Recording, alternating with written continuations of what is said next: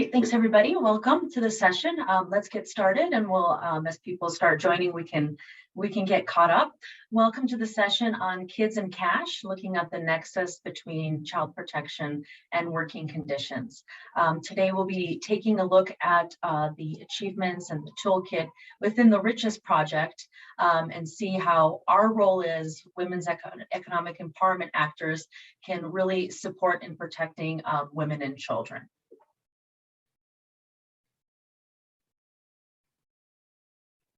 I'm joined today by an illustrious panel of wonderful colleagues of mine who have been supporting us throughout the life of the project and really had some great insights. I'm pleased to be joined by Mr. Atatunji Olafabi, the head of training at the Nigerian Microfinance Platform, Mr. Abel Ovensari, the head of corporate strategy at Lapo Microfinance Bank, and Mr. Edgar Aguilar, the technical officer at the ILO. So we'll be hearing from them. Towards the end of the session, we're going to have kind of a roundtable fireside chat so they can tell us about their experiences using the Richest tools and their role and how they've been seeing their participation in protecting women and children as they work. So the purpose of today's webinar and panel is we really want to be taking a look at the challenges that female entrepreneurs face as business owners.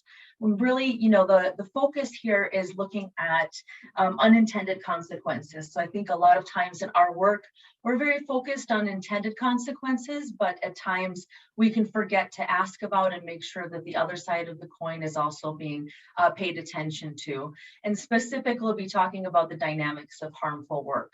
Also, we want to help participants and practitioners be able to identify a pathway for taking practical steps to integrating child safety within their work and their reprogramming, and move folks to action. And so we have some very practical steps and practical tools that we're very hopeful will gain some interest and willingness to use. So, I know I'm speaking to the choir, as all of us in one way or another are focusing on women in entrepreneurship, but I think it is important to really understand this large driver within the economies and really the roles that women play within business. And so really important to understand that 20% of women are starting a business out of necessity. The moment when they are in their entrepreneurial beginnings, 25 to 44 also coincide with childbearing years. And so really this double burden and potentially barriers are something that we really need to take into consideration in our programming. And also that across the board, women are spending about twice as time on domestic work than men. And so thinking about time poverty, thinking about availability and the multiple roles that women are playing is very, very important.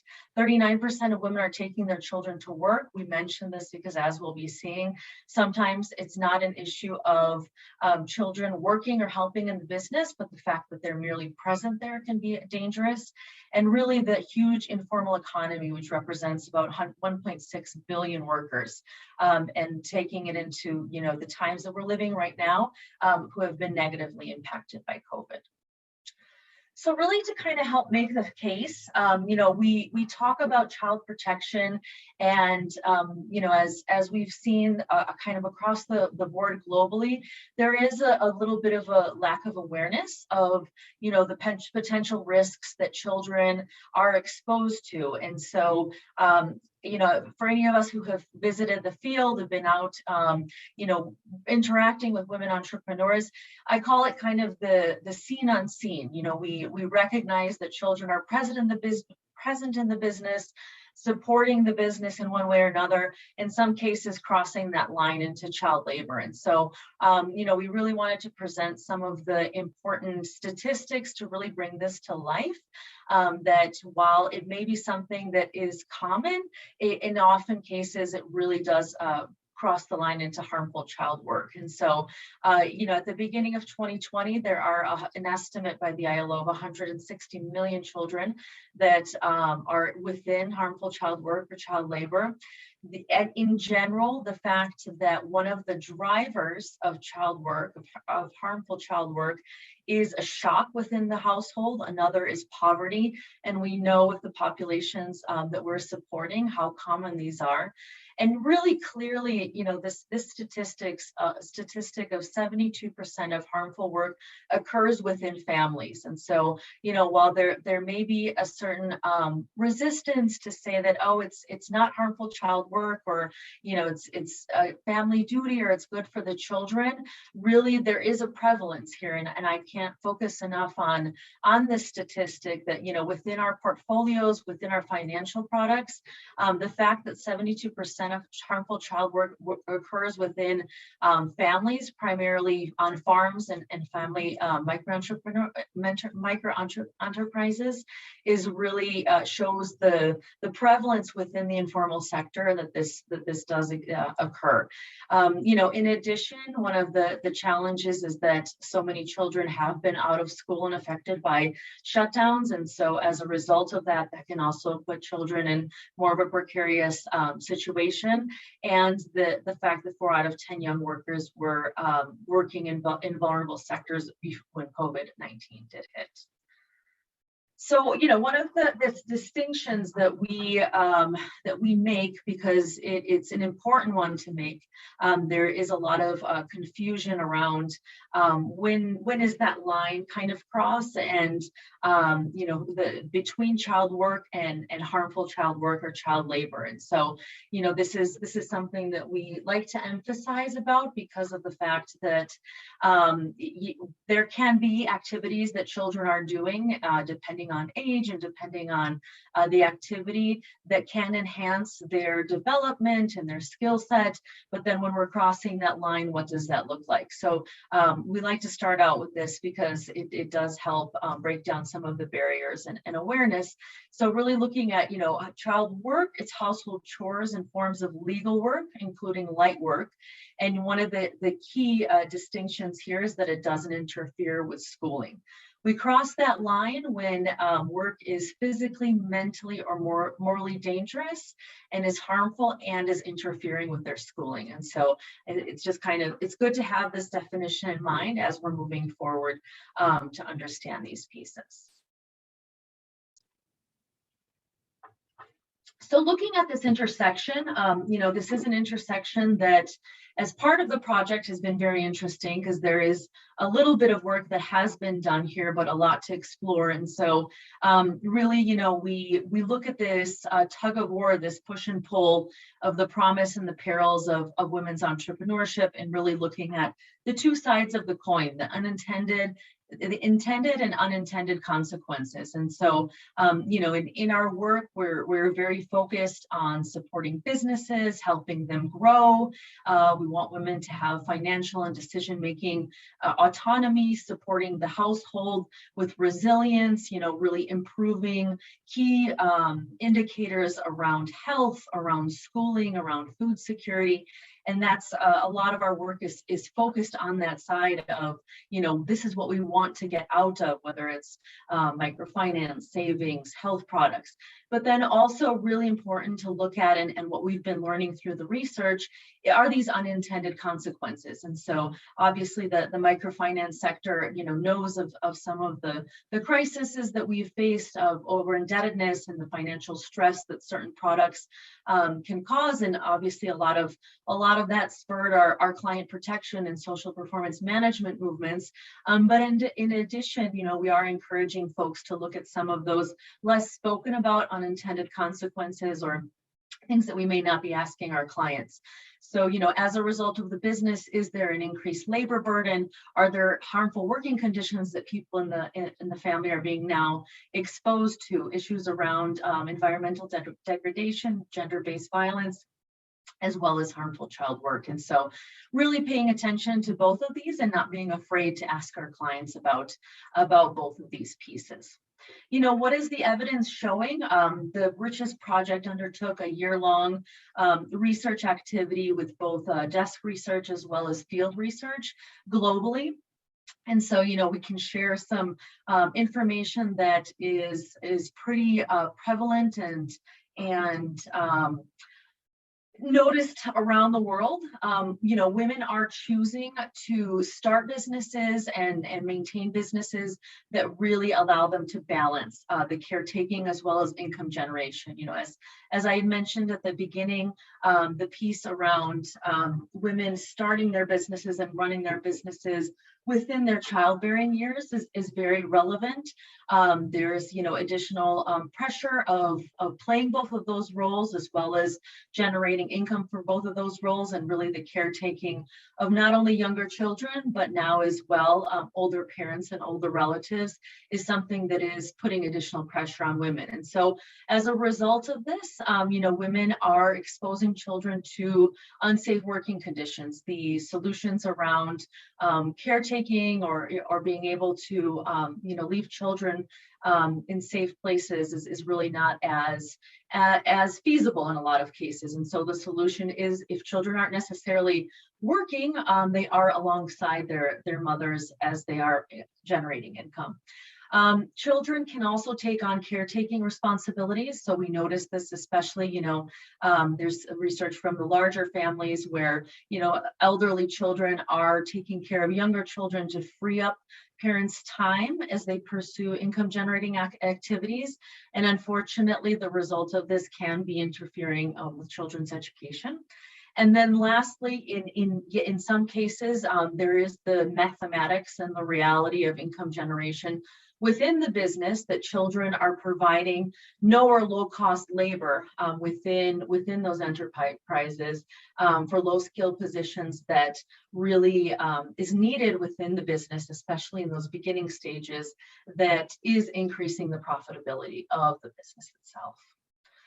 So kind of, as we're thinking about this relationship, and this is a really great compilation of what we were able to find across the research, is thinking as a microfinance organization, as a microfinance bank, what are those big picture risks as well as mitigating factors when I'm looking across my portfolio, to be able to understand, at what point is a business within a more vulnerable situation, and when are they strengthening themselves.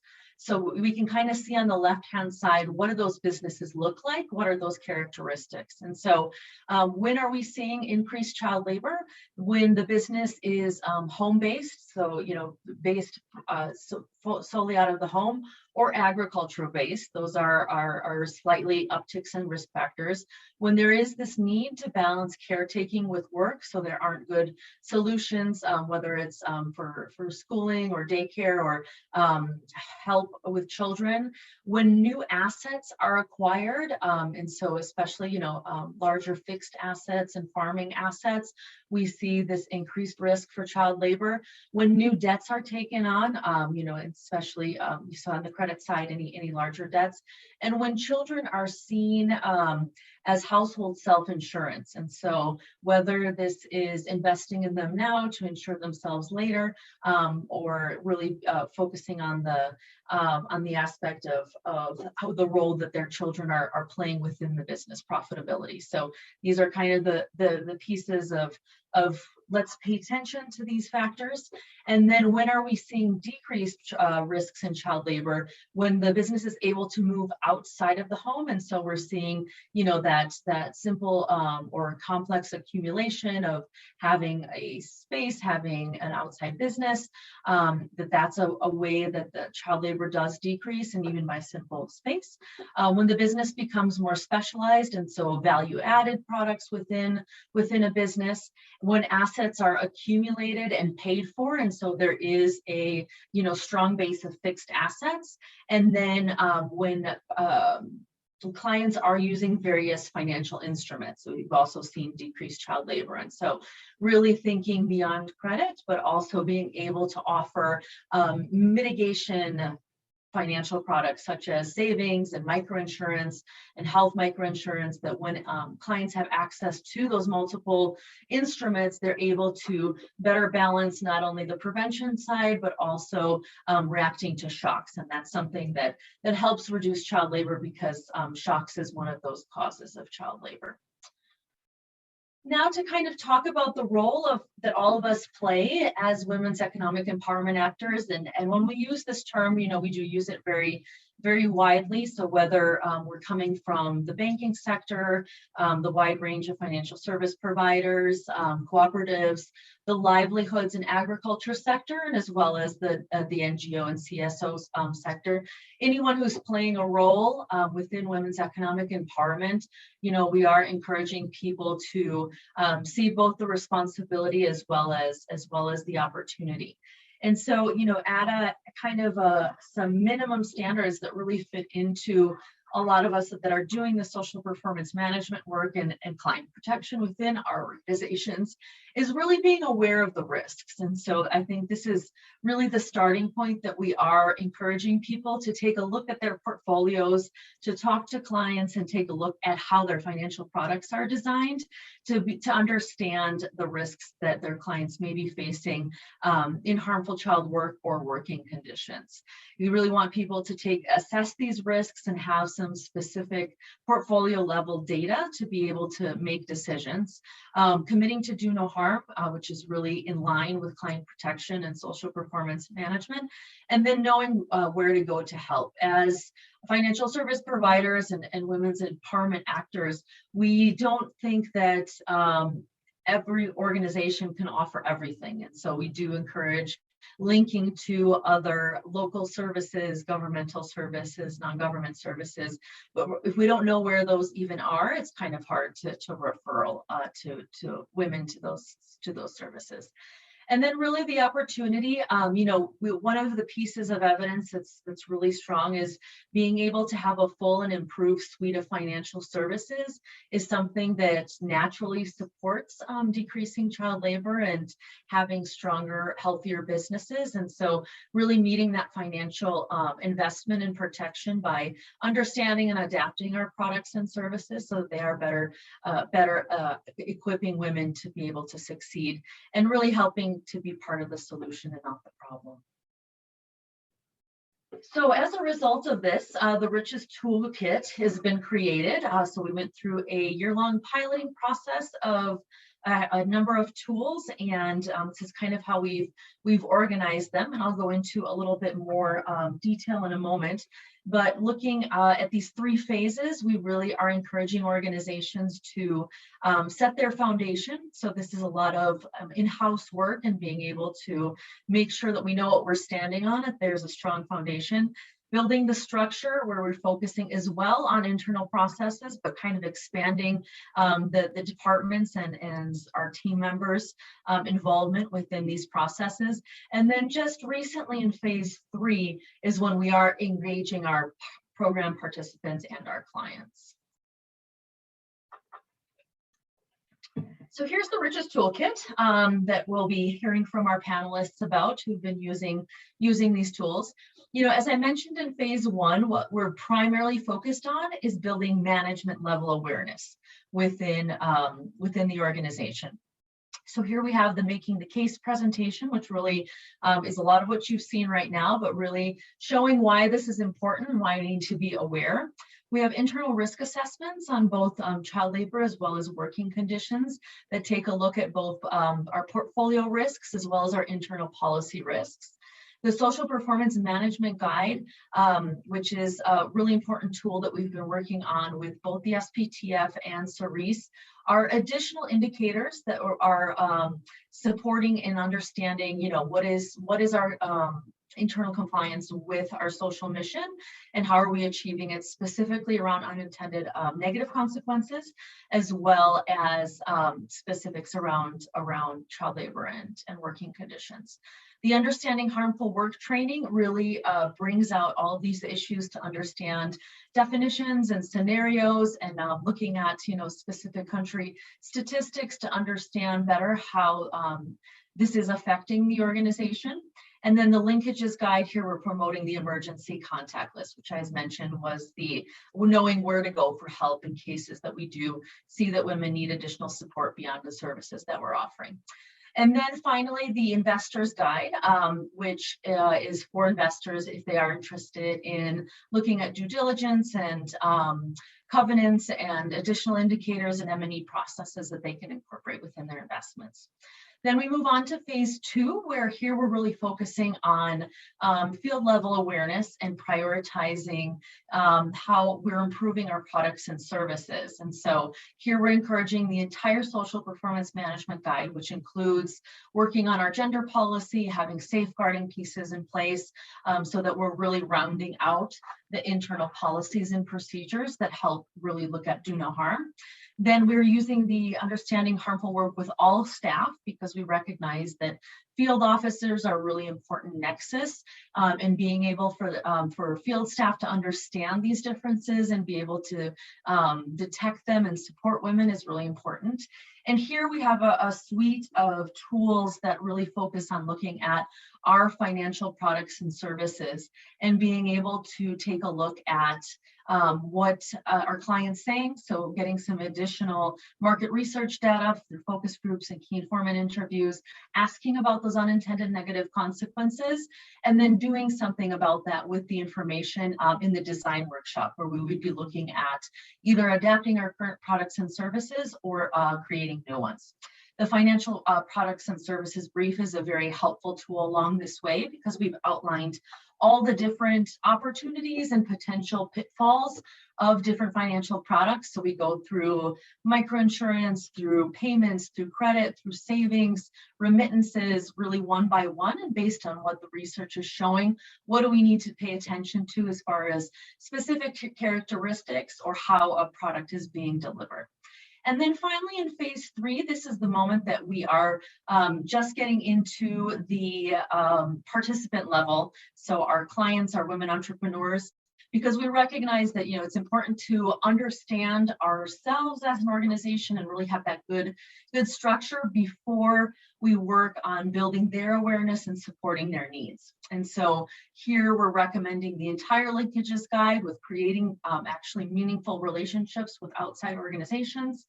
The frontline staff business diagnostic, as well as the entrepreneur business diagnostic, are complementary tools. And so what we are able to do here is evaluate on a business by business level basis, what are those specific risks, whether they're physical, chemical, developmental, educational risks that businesses are facing. And so this tool serves as not only additional data for the organization, but also as an awareness building tool for the entrepreneur themselves to understand where are those potential risks, where are those improvements or tweaks that they could do in their business to make it a safer place. The Inter-Household Dialogue Guide is a tool that we're using with couples to have conversations around business decision-making and planning, education, really understanding risks or business improvements that a family would want to make, understanding that, you know, these aren't conversations that necessarily come up around the dinner table, and so encouraging couples to make these decisions together.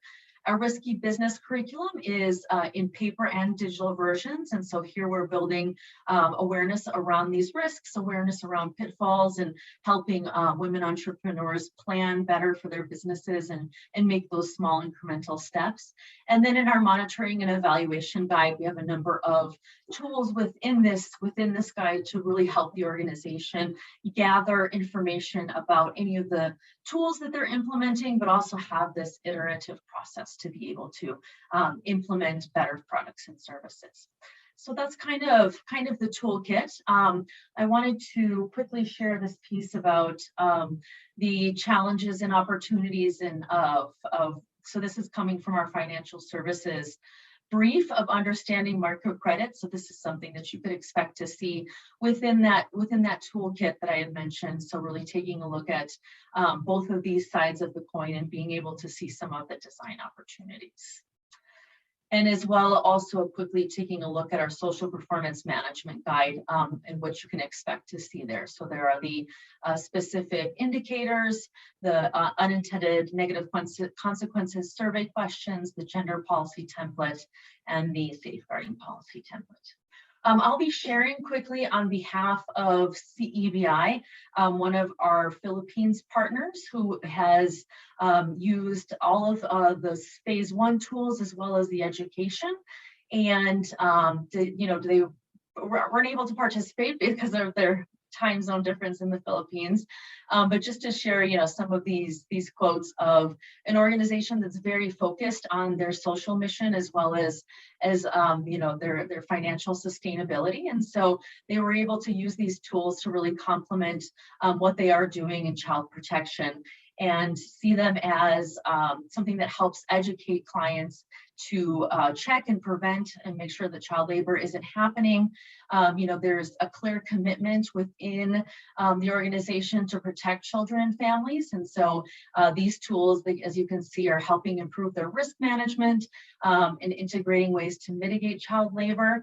And then, really focusing as well on the education modules as well that had a very good positive uptick in knowledge change as well. And so the clients found it as an entertaining way to get some additional information about some topics that aren't necessarily always that easy to talk about. So great, wonderful. Enough of me chatting.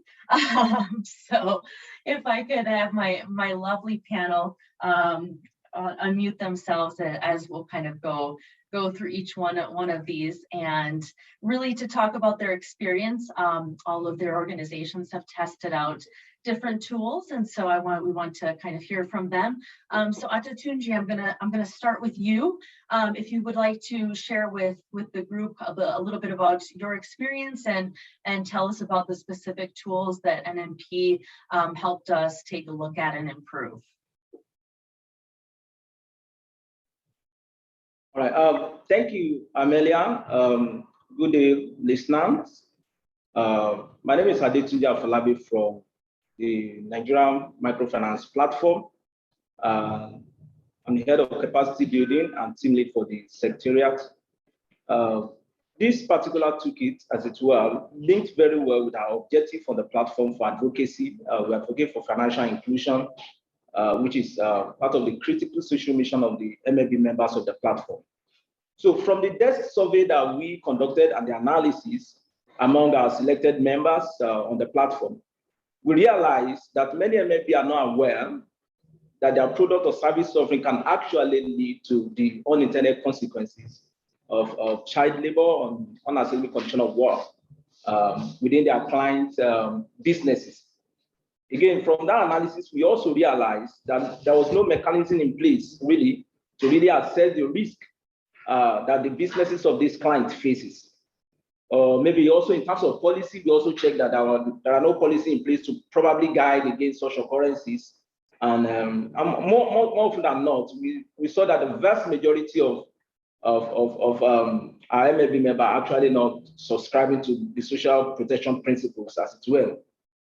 So from that analysis, we were able to draw that the microfinance institution as it were have more than 70% of their clients that are women, running the different micro and small businesses across the landscape. And in that, we realized that also the majority of the respondents also show, about 96% of the respondents show that they will be willing to know more about what these are. So again, that speaks to gap that existed within our ecosystem as far as the NFP is concerned. So we concluded that there is high probability that these unintended consequences are actually there, that they may not be aware. So and then more to that was that they show readiness, the respondents show readiness to take up this challenge as it were, to dig further and understand what this meant. I mean, by the virtue of the responses we got, over 95% of the respondents are, the decision makers of their institution, either they are the managing director or members of the board. We show a greater buy-in from the management of those institutions to really dig further on how to deepen sensitization regarding creating awareness about child labor within their institutions, and they pledge commitment to that.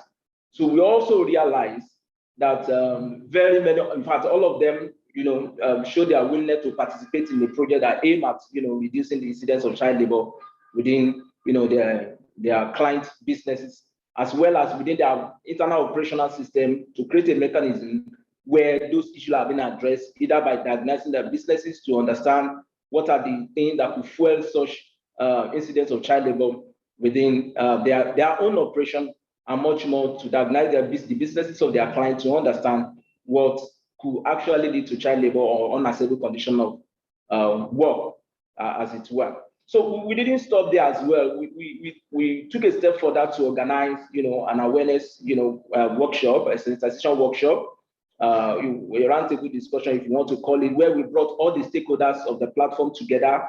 In that meeting, we have the regulators, which is the Central Bank of Nigeria, represented by the top directors, and some other allied institutions, and very many of the microfinance institutions were also present there, where we have discussed the issue of child labor and how we can deepen understanding and create the needed awareness for the MFIs to understand the criticality of the issue of child labor within their programming.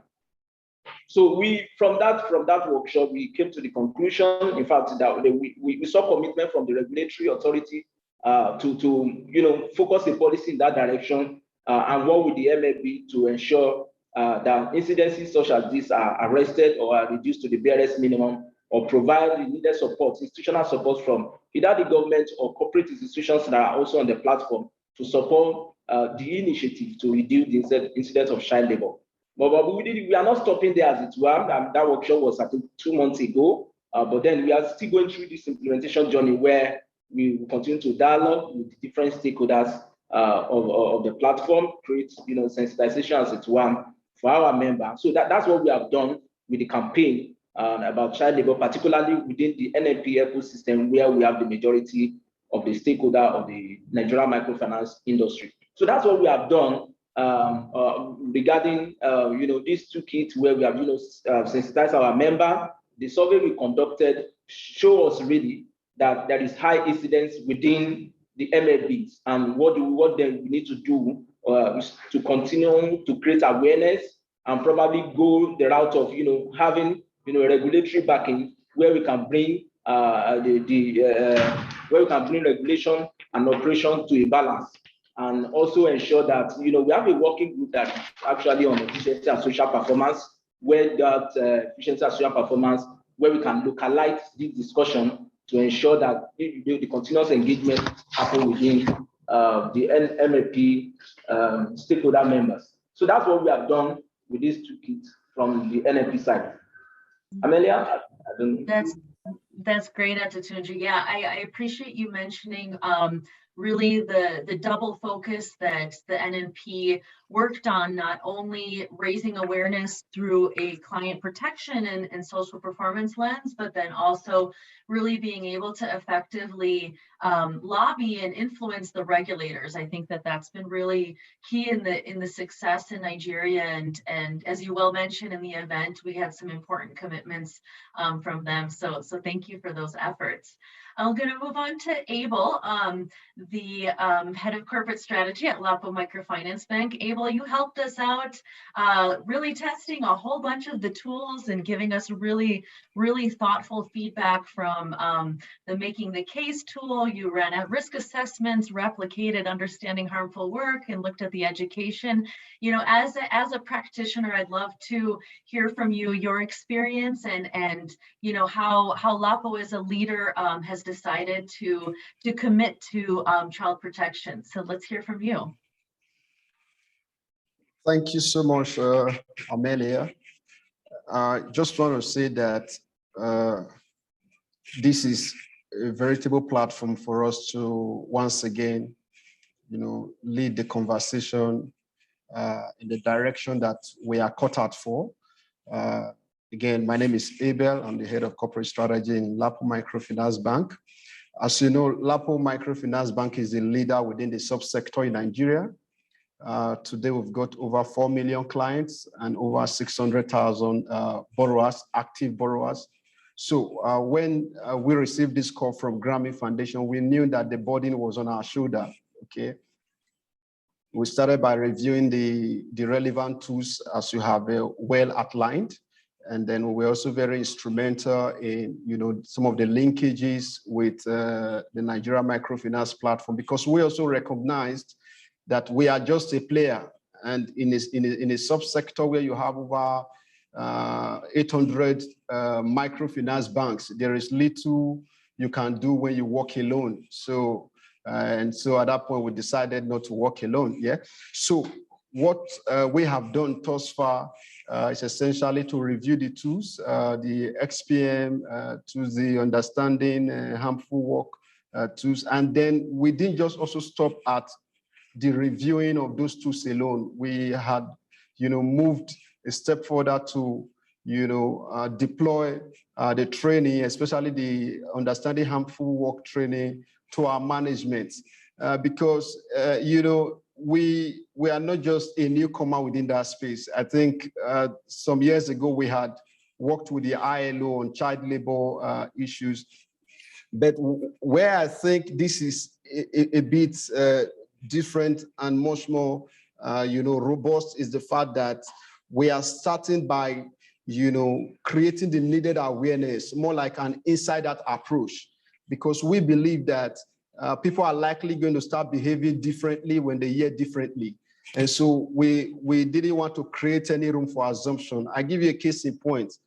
Before the training, before we deployed that module that you shared with us, a lot of persons, even senior management, were confused about what is child labor and child work. So there were those conflicts existed.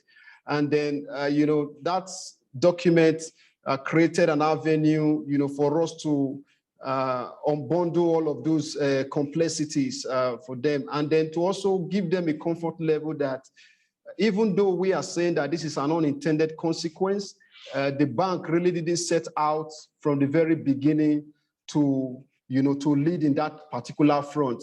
But as you are doing well, you are likely going to have some pieces, come along, which is what you never, aimed at as you were moving. So for us, the harmful, understanding harmful work training material was very robust, and our management adjudged that as so. And so we also believe that with the thematic areas that, the material covered, for example, the nature and incidences of harmful work, common beliefs and harmful work for children and key causes of this problem, causes and consequences of harmful work for adults, and, other wide range, topics that the material covered, we were able to drive home the point that this is something that we need to commit to. And, as a sustainable brand, a sustainable brand that is committed to sustainable banking, we're also members of some other global, organizations like the GABV, Global Alliance on Banking and Value. We also, have been at the forefront of the social protection. But again, like you rightly mentioned, Amelia, in your presentation, the emphasis had always been on, the overindebtedness, reducing the, the unintended consequences of overindebtedness, but not so much had been paid to the systematic, ways of trying to cut down on child labor. Yes, we have corporate social responsibilities that, where we give our scholarships and all of this, but just now we now believe that it is not just even going to be an institution-led approach alone. You also need to teach, some of the clients, that we are deploying these things for. And so some of the steps we have taken, first of all, was to leverage on the internal awareness, and that we have fully achieved. I tell you, when we organized our own training, we had over 23 senior management staff in attendance. That includes the chief executive officer herself, all the top, all the executive directors, heads of departments. And, it just gave us that platform to really, deepen the learnings within that, aspect. And so where we are at now is that we are taking a step further. We are making more commitment to say we're going to convert that entire material into an e-learning material, where we also then have to deploy it to over 7,000 staff that we have within our workforce. And just now, LAPO is in 34 states in Nigeria. Like, you know, Nigeria has 36 states, and LAPO is present in 34, including the Federal Capital Territory. So we are within that space, and we are dealing with a whole lot of clients, some of them within different backgrounds. And part of the aspects that we have also taken time to drill down on is the cultural limitations. You know, there are just some cultural orientation within some locations in the country where people see these things as a norm, you know. So we are also beginning to deal with that. A few modifications, probably issues of language that we need to tailor to meet their specificities. That is ongoing. And LAPO, I can tell you that from what we have done thus far, the awareness is fully, you know, at that top level. And we believe that as we deploy the other level of training to the field level staff, we'll be able to reach out to a lot of persons. And we believe that this is the way to go. I just want to also say, beyond this conversation we are having here now, to say a very big thank you to the richest team, Grammy, for putting that material together. So the material today look very simplified, but I can tell you it's not simplistic. So what you have simply just done is that it is very easy to follow through with, and then there are no complexities as far as we know. And I can give you that feedback for free because I have been part of the process. Thank you so much. Thank you so much, Abel. We can't thank you enough for your leadership in really implementing these tools and making them so real. And thank you for sharing that commitment to continue using the tools and expanding to all the different branches that you have. That's really, really amazing to hear, and really appreciate it. So now let's hear from Edgar from the ILO, who, you know, leads the charge on child labor, you know, making sure that all of the projects and statistics and information, and really setting that as a standard setting body. We'd love to hear your experience about using the tool, and specifically, you know, I think you play an interesting role of a implementer, as well as you saw the investors tool and were able to provide feedback onto that. So we'd love to hear, as an international organization, kind of the role you see of the toolkit and what you've been able to experience. Thank you, Amelia. My name is Edgar Aguilar, and as you said, I'm part of the International Labor Organization, and I work specifically for the Social Finance Program. So the main objective of the Social Finance Program is to support the financial sector to contribute to the ILO Decent Work Agenda, among others, addressing labor violations like child labor. So I think we are really working in the intersection between these two worlds, the child labor world and also the financial sector one.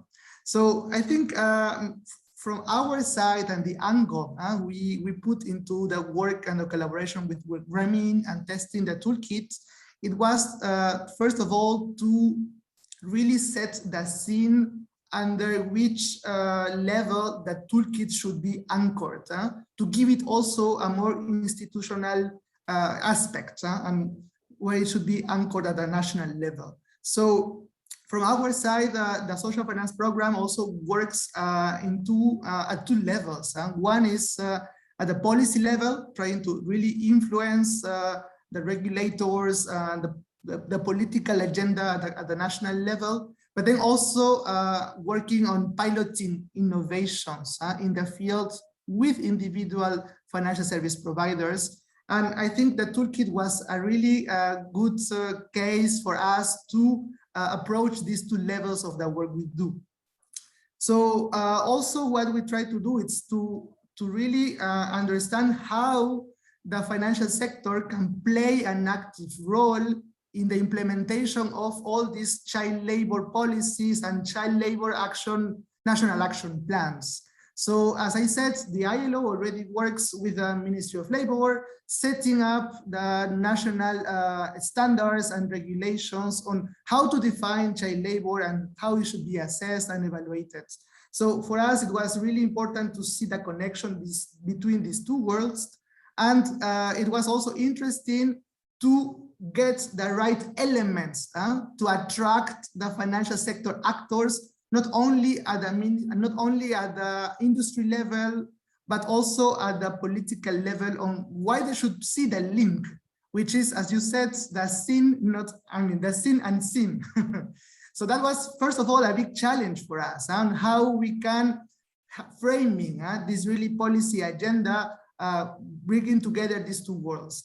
So I can say what we did that, and it's because based on policy at the global level, the only way child labor has been effectively reduced and eliminated was towards really integrated policy response. This kind of integrated policy response includes what? Quality of education, social protection schemes, decent work for adults and youth with legal age to work, and the legal standards. So defining this kind of holistic integrated policy response, we found that the financial sector has a really active role to play, contributing to what it is achieving decent work, what it is providing, adequate rural livelihoods for those who need it the most. And while the financial sector can contribute to the livelihoods aspects, they can do it by offering responsible financial services. So this was the entry point for us to connect these two worlds. And then we approached and identified the right actors at the national level. In the case of Cote d'Ivoire, and also recently the case of Mali, we approached the financial inclusion agency, leading the policy on financial inclusion to work on this area. So partnering with these kind of actors, we then approach those that are part of the industry, like associations and individual financial service providers. So I would say that depending, coming from the political aspect to then working at the industry, the actors will show and will have different interests in testing the toolkits. We can say that some of them will look at it as part of the client protection agenda because it's a way to broaden the scope to include children. You will have that others will maybe put more attention to the social performance management because they also need to report on the social outcomes of their work. But we have also seen that others may have a more, we can say, not only about responsibility, but about commercial opportunities and how by assessing and understanding risks, they can adapt their offering and to offer and provide new services and products that can help them to address these kind of constraints like lack of labor, and even adapting and developing products to cover labor financing. So this is also another pitch, another angle where we could take them to be interested in this. And a last one I will mention, and then I will stop. It's about by reporting on their social outcomes, they also see a new market to tap to find social investors. So this is also depending on the kind of financial service provider, the different ways they got interested in then listening to the link, and then also listening in the ways they could implement and test the toolkit. Thank you. Thank you so much, Edgar, and I really appreciate you showing that double role, that policy level influence as well as the implementation. And I think it's been great, the work in Cote d'Ivoire and Mali, that you've been able to really work on both of those, as well as support our work in Nigeria. So I really appreciate the role that you've been playing. I have one more question for the panel, and also in the meantime, feel free to use the question and answer if there are any questions from our participants. We'd love to hear from you. So to my panel, I'm really kind of open, whoever wants to jump in. You've all had very successful experiences in using and implementing the tools. For those who may be curious in getting started, would you like to mention kind of potential challenges that people may face, or how to take those first steps in convincing, whether it's management or other members on your team, that could be kind of a recommendation on those first steps that potentially, get you started, and anything to warn them of challenges they may face along the way. So open to anybody who wants to jump in.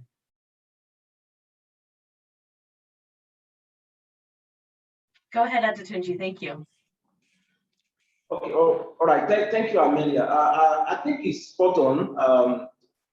What we need to do, from our experience, that we need to seek buy-in of the management of these institutions. At the board level, if you have management buy-in on these subjects, it will be quite easy.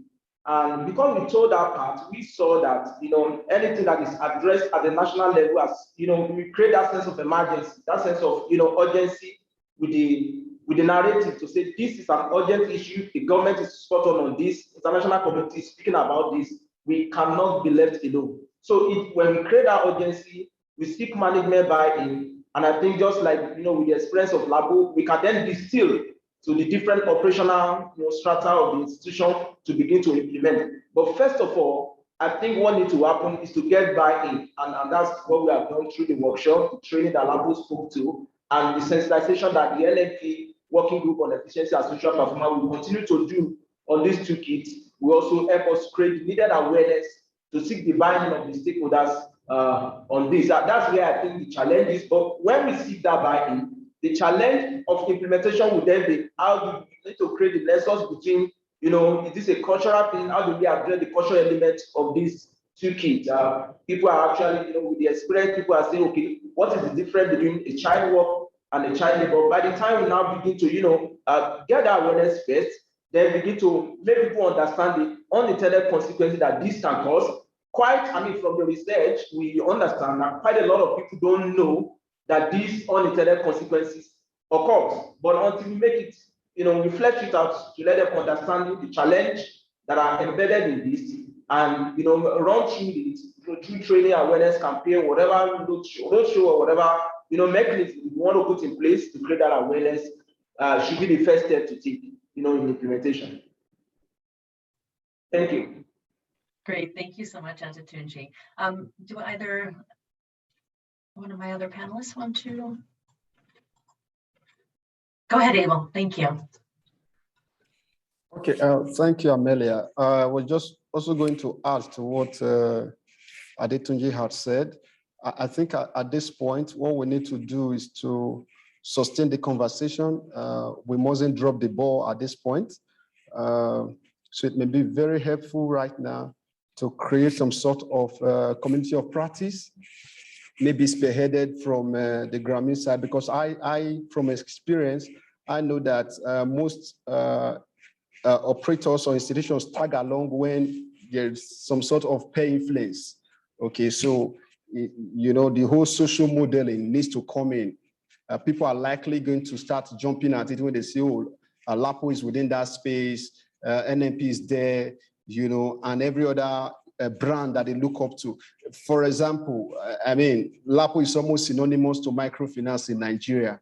So when you look at such a development, it would be very nice to have a sort of group. Thankfully, the NMP is already leading that front, okay, because of the numbers of operators that belong to that group. But I still think that it doesn't have to be, Africa is almost like, one unit, even though you have several cultures, within the continent. But Edgar can draw some link about some relationship between where he is in Cote d'Ivoire, ditto for maybe Liberia and all of those places. So if we can just sort of create a cross-border, community of practice, let people, always come around to share their experiences. From there, everyone is taking learnings, because again, even the regulators, we need some time to learn. This is a new conversation that we are just building up. So we shouldn't be a bit surprised when even the regulator is coming to the operators to learn, because we are all within, there is, shared experience matters a lot when you are trying to galvanize, institutions to adopt, a certain a lifestyle, because most operators weren't looking at that angle at all. So right now that we're just starting the conversation, let us create that robust community of practice. I mean, ILO is also here. I know that the value proposition between what ILO is doing and Grammy is doing now, and several other institutions around the world, is quite similar. So there is need for us not to go into all of this conversation alone. Let's form that community, and let's keep the conversation ongoing. Thank you. That's great, Abel. Thank you. That's a wonderful suggestion. I stronger, better together, I think. Edgar, go ahead. You had some thoughts. Yes, thanks. I only want to add that currently the ILO Regional Office for Africa has a project, a regional project supporting financial service providers to go a bit beyond only awareness raising. So in countries like Mali, Cote d'Ivoire, Nigeria also, Uganda coming, and Egypt, we will be partnering with financial service providers to really make the case on what it makes for them to address this issue. So then it goes beyond responsibility, it goes beyond doing good, but also finding opportunities that can make part of their business models and their operations. So I think our role here with this project, with this regional project, is to provide technical and financial, support to those financial service providers to go beyond awareness, to influence their operations, and later also to influence the policies on how this can be really feed the discussion at the industry level, and as Abel is saying, how we can build a community of practice where all these different financial service providers can share their experience on what they are doing. That's my last point I wanted to add. Thank you. Thank you so much, Edgar. We appreciate that leadership. I did want to share with our participants and with everyone who will be seeing the recording later, all these tools will be available on the Grameen Foundation website, /riches, and you'll be able to find a portal there. The idea is to widely share all the tools that we have mentioned and adapt them as needed. And we wanted to share the email as well as Twitter and Facebook, where we'll be continuing to communicate about these tools. And so welcome anybody to reach out to us to gain access to these tools, to talk about what we've been speaking about.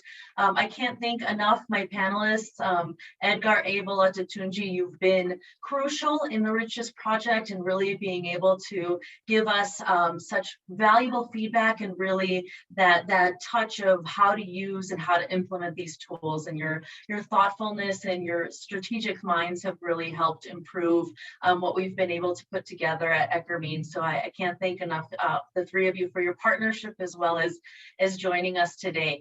Thank you to all of the participants for joining us in this webinar, Kids in Cash, looking at the nexus between child protection and women's economic empowerment. And we really appreciate your time in joining the session. Thank you, everybody, and have a wonderful rest of the sessions at the European Microfinance Week.